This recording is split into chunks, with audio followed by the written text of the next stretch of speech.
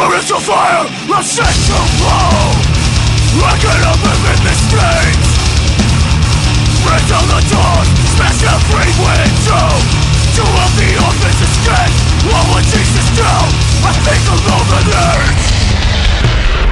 Face to face with Thom Green, Sleeping Giant once again. Nice to see you again, buddy. How's things been going? They've been going real good, man.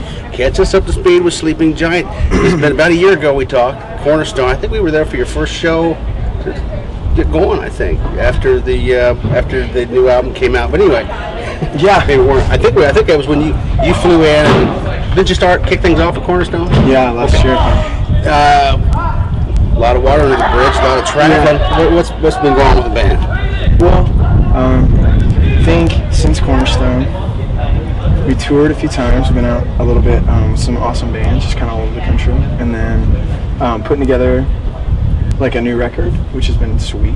So we've been kind of compiling material, and then worshiping, dude. I don't know, just doing band stuff, and then I'm trying to think ministry-wise, just like going out and speaking at different churches and stuff like that. And I've just finished. I know that I just finished writing a book, so that'll be out. Hoping the next couple months. That'll be pretty sweet. And then I think the dudes in general, it's like they've been writing a ton of stuff and like a bunch of like worship-driven stuff, and then just like regular like raw material for like the record. So it's been pretty cool. So you're already working on material for a new record. And this go around, you'll get to be there for it, won't you? Last time there was a separation, Salt Lake City and California. Now you're there for it. Is that gonna change anything? Is it a different sound for it? Or what? Yeah, I think in general I think it's gonna be more fun for me. I think for them too, just because we at least get to like compile stuff and put together. Just the few times I've been out there to like be there, and they're like, this is what we're working with, and like being able to kind of like add input and be a part of it. There's just a whole different like buy-in and energy across the board. But I think the material itself too is like, it's awesome. I'm excited for it. So yeah, it'll be good to actually be there to like throw it in. It really was. We did the best we could with I think what we had when we put out the Sons of Thunder, and it was just really it was difficult. The whole process was difficult. So I'm excited to kind of just be a bigger part of it now. So it'll be good. Tell me about the book. What's the book about? What's up? Well, the book in general is just because we go out all over the country and we meet people all over the place. Some of them are like come from a Christian background. Some people have no like church background or religious background at all, but they feel the presence of God, or maybe they begin a relationship with Jesus like there at the show, and they just don't know where to go from there. And then there's tons of kids that we meet that just want to know kind of what it is that really makes or has made Sleeping Giant kind of who we are. And so I wanted to kind of write down, from my perspective, some of like the real simple DNA of what we think is important about a relationship with Jesus, and kind of use it as a primer to kind of tear apart a lot of what I think the perception is about what it takes to be a Christian and all that stuff. So it's really short, it's real concise, and it's not all inclusive. It's just kind of like a beginning thoughts, but essentially it's a primer that we could put in the hands of anybody, and they would at least be able to go like, wow, like hopefully it would be new perspectives on having a real relationship with Jesus if they were interested in just doing like a small group with their friends because they didn't know where to go to church. It's like this type of thing they could study and they could go through, and it would build them up, and they'd be able to start essentially like a discipleship program just off of that stuff. So it's kind of like something to put in the hands of the people that support our bands. And who's going to publish it? You going to pay for the publishing, or you got a publisher? No, we're just doing it ourselves right now. So I don't have huge aspirations of some like book thing, but I definitely think if we print a bunch of them and get them out there to kids, we could make a difference in the kingdom. At least like a whole new generation of kids would at least have something to go, like maybe point counterpoint to some of the stuff they thought before. So.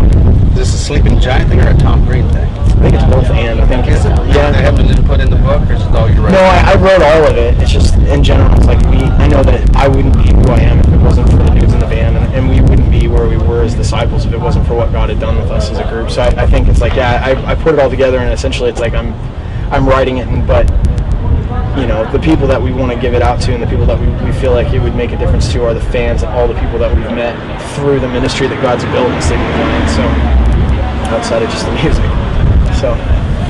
And you lived in St. Louis at one time in your life. Yeah, St. John. And I don't know, when I talked to you, it sounds like a lot of your journey, and maybe the beginning when you become a confused young man, began here. Am I right? Your stepfather was a Baptist preacher. you got dismayed a little bit with the church. Yeah. And went through some things and come full circle and stuff. Is this home to you in a way? No, my father and my stepmom and my 2 little brothers, they lived out here for most of my life. And so every summer I'd come up and visit them, and I spent most of the summers of my life out here. So to me, at least, like the real formative ones, it was like this is where in the summers it's like you run around and be a little kid and go on adventures and all the stuff that happens when you're a young kid and stuff. So, but I think it was like kind of like a counterpoint to what I experienced with my mom and my stepfather. They're just amazing people. They were doing the best they could, and I was a freaking hard-headed little crap sometimes, but it was really important to them. It really made up who they were. And my father, my father's side of the family, like they're all like Irish Catholic, and the religion never played a part really. We prayed for dinner, and I think that was it, So, but it was a whole different world out here too. So it played a big part in who I am, I think. But I don't know what piece it fit, in the whole journey. But it was definitely a big part of. But you spent time in St. Louis. Oh yeah, you better believe it. It's kind of a way like coming home again when you. Yeah, every time we come back here, I always feel stoked. Your mother still living in St. Louis? No, my actually, it's funny. My father and my stepmom and my brothers, they moved from St. Louis to Salt Lake City before I ended up moving to Salt Lake with my other family, which was crazy. So we ended up in the same city when I was 15 or 16, the first time in like ever. So that was kind of crazy. Now, Salt Lake City, when I hear Salt Lake City, I think Mormonism. Like the LDS Church. And that's like the center of it all. That's not your faith, though. Okay. Not at all. Everybody thinks everybody in Salt Lake City practices Mormonism. No, absolutely not. Salt Lake City is an awesome place. Like, it's crazy.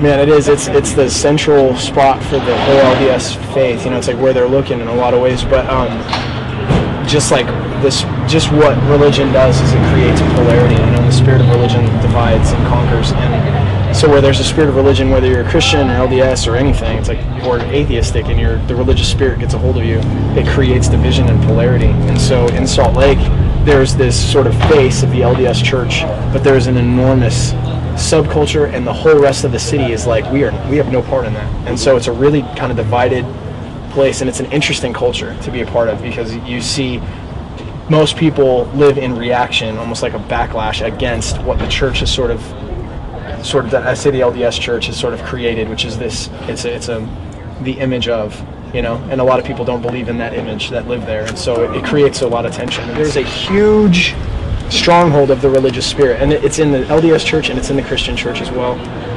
But above it and beyond it, above everything else that the enemy would do, the Holy Spirit is in charge in that city, and so God knows what He's doing in that place. And so there is a genuine move, but it's taking such a different shape than what people are used to.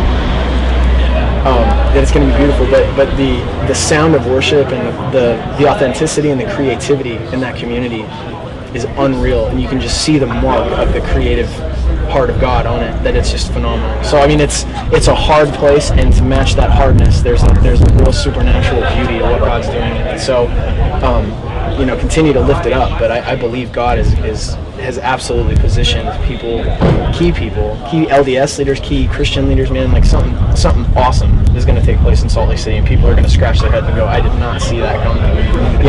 But yeah, absolutely, man. God's in control in Salt Lake. Touring wise, you guys going to keep going, or you're with Oceano and Bleeding Through for the moment? What's next? Yeah, well, my wife and I are going to have a little baby. So Chris is pregnant. Yeah, thanks very much. I'm excited, man. He's going to be awesome. It's going to be a little boy. And so we're way amped.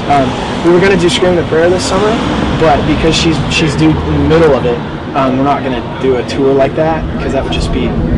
So we did this guy, so we'll get back just a couple weeks before she's due. Which is? June 10th. So, yeah, pray for my son. It'll be awesome. Okay. So, you already know what it is? That's a little boy. Okay. By the Kingdom of Heaven is at hand. That'll be good. It's all right. So we're doing that, and names you're kicking around? Tommy?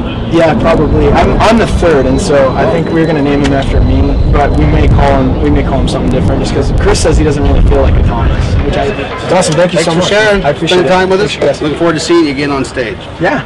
Let's take over. Let your fire, let's set to flow. I can open with the strings. Break down the doors, smash every window. To all the office escape.